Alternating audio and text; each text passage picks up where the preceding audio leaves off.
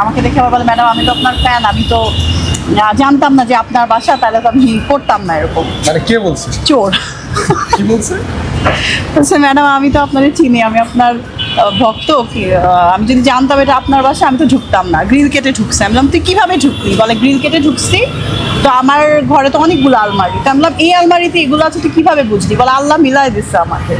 এটা আমার সামনে এবং ওসি তদন্ত যে রাকিব মল্লিক, ওনার সামনে কথাগুলো বলেছে। তো তারপর বললো যে তার বাসা হচ্ছে ইয়েতে, কোথায় যেন, হিমায়তপুর।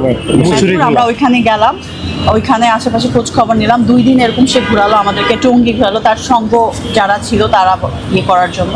তো যাদেরকে আমরা নিয়ে এসেছি বলে হ্যাঁ আমাদের সিসিটিভি ফুটেজে যেটা পাওয়া গেছে, বলেছে ইনি হচ্ছে ফারুক, এবং তারা এটা আইডেন্টিফাই করেছে, এটাতে আর কোনো সন্দেহ নাই। বাট সে, তার ওয়াইফ যখন তার সামনে আসে, নাহিদা, সে তার পার্টনার, ক্রাইম পার্টনার বলবো আমি, সে যখন আসে তখন সে আবার অস্বীকার করে।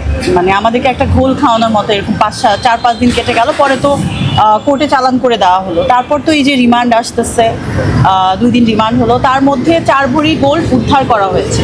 আমার যে 38 ভরি গোল্ড চুরি করেছে, এবং সাথে আরও 29টা ওয়াচ ছিল, ব্র্যান্ডের ওয়াচ, আরও কিছু অর্নামেন্টস ছিল ডায়মন্ডের ছোট ছোট, আরও কিছু জিনিস ছিল।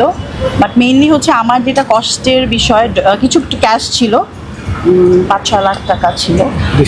তো এইটার থেকেও সবচেয়ে বেশি কষ্টের যেটা, সেটা হচ্ছে আমার বাবা তো নেই, তোমরা সবাই জানো। তো আমার বাবার দেয়া যে গোল্ডগুলো ছিল, মোস্ট অফ দ্য গোল্ড আমার বাবার দেয়া, আর আমার 2 বোন তো অস্ট্রেলিয়াতেই থাকে, সো এটা আমার হেফাজতে ছিল। এটা এখন মানে আমার জন্য আসলে অনেক বড় একটা কষ্টের কারণ। অন্য কিছু চুরি হলেও এতটা খারাপ, চুরি তো আসলে খারাপ, মানুষের এত বছরের কষ্টে অর্জিত জিনিসপত্র এইভাবে 10 মিনিটের মধ্যে, 1 ঘন্টার মধ্যে চুরি হয়ে যায়, এটা আসলে খুবই কষ্টের। এবং এরা কিন্তু ছিচকা চোর না যে ধরবে সব স্বীকার করে ফেলবে, এরকম না। ওদের অনেকগুলো সিন্ডিকেট আছে, ওগুলো ওইখানেও আমরা মানে গিয়েছি, দেখেছি।